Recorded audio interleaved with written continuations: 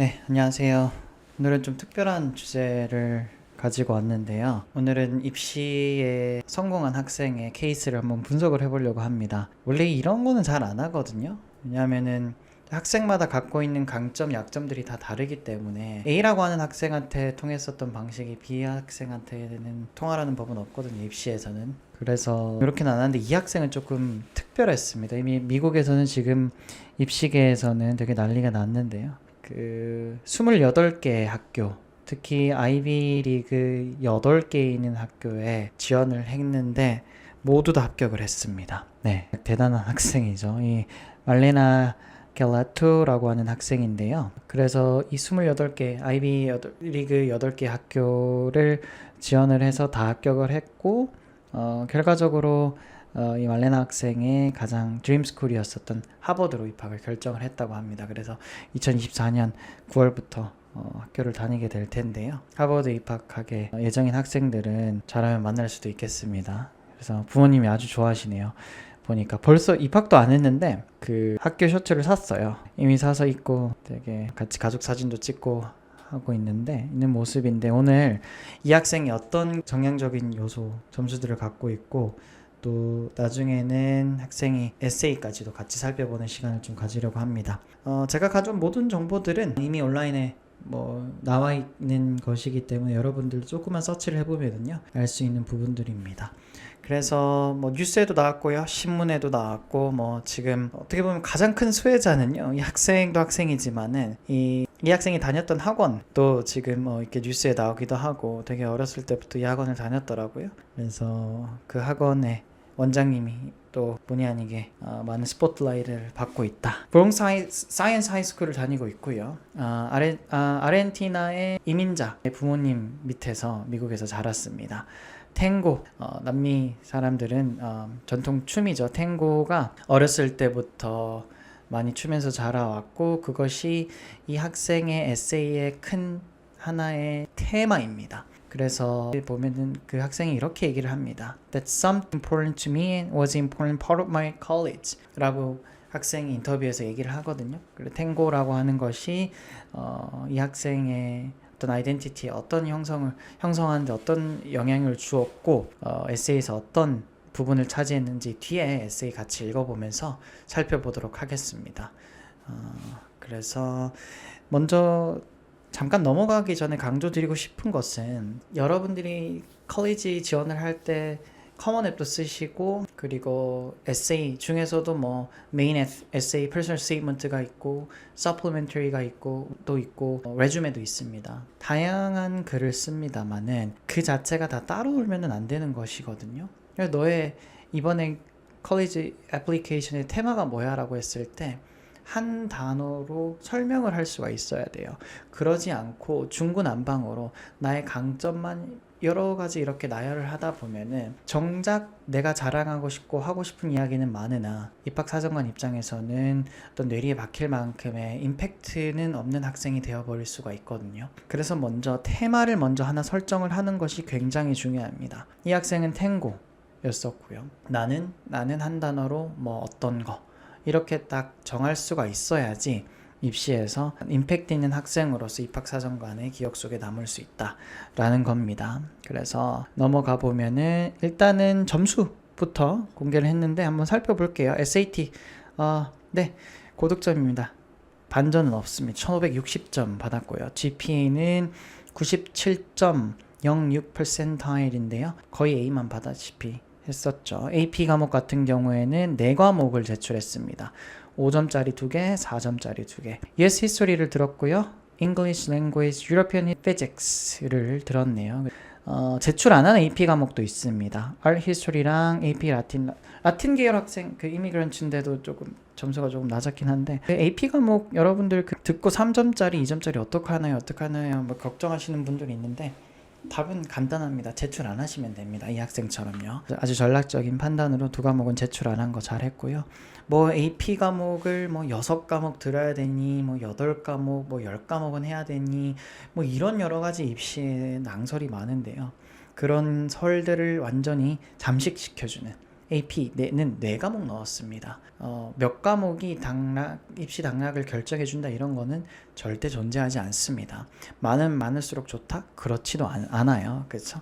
또 어떤 그 활동을 했는지도 한번 살펴보도록 하겠습니다. Speech and Debate Captain, 그러니까 Speech and Debate 대회를 참석했었던 것 같고요. Equity, 학교 내에 Gender Equity Board를 설립을 했고 활동도 했고, 또 방과후에는 학생들한테 스파니쉬를 가르쳤던 튜터로도 활동을 했었던 그런 이력들을 이 학생은 소개를 했습니다.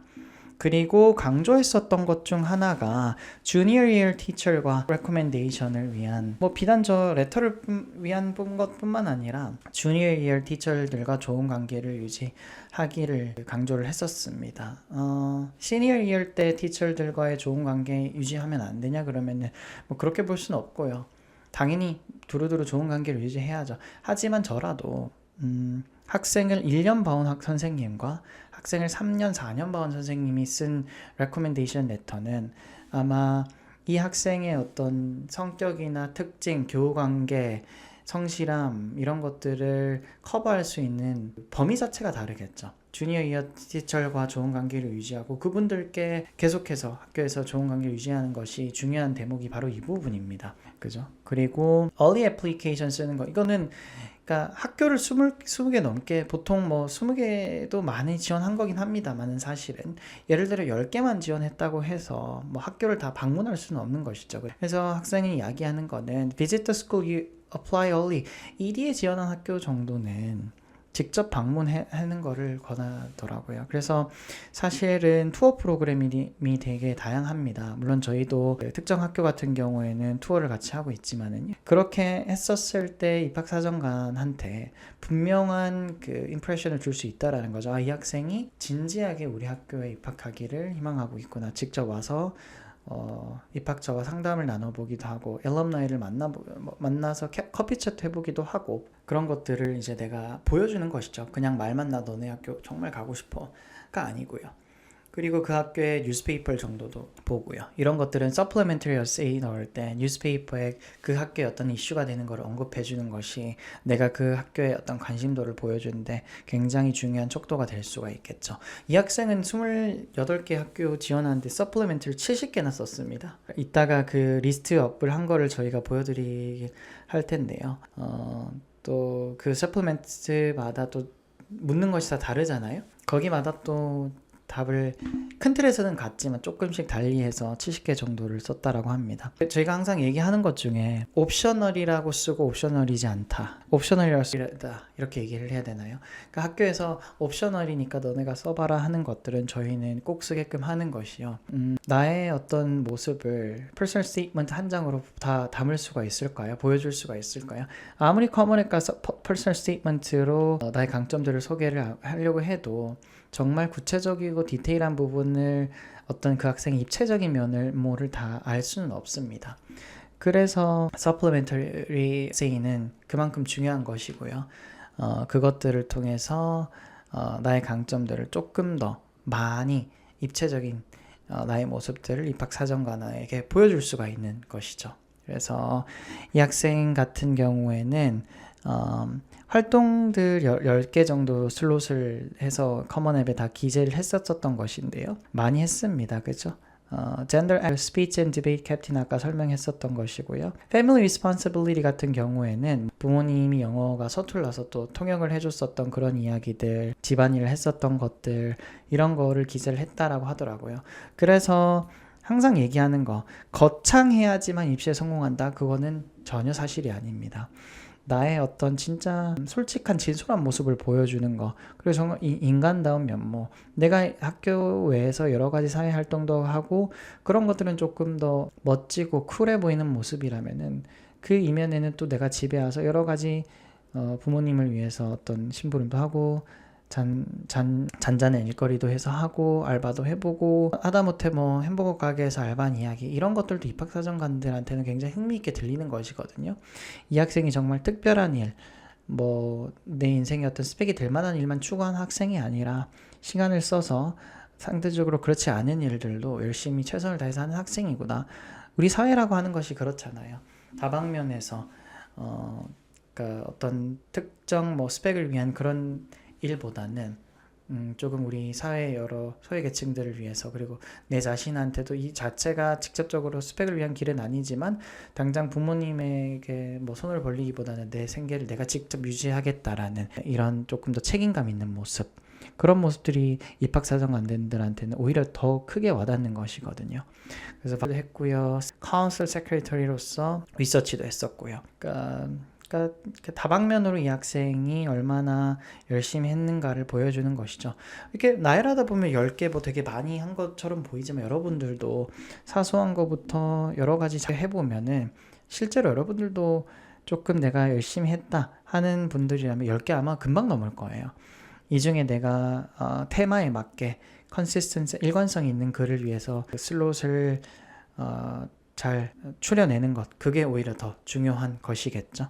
그래서 이번 영상에서는 이런 식의 정량적 요소와 학생의 정성적 요소를 조금 살펴봤습니다.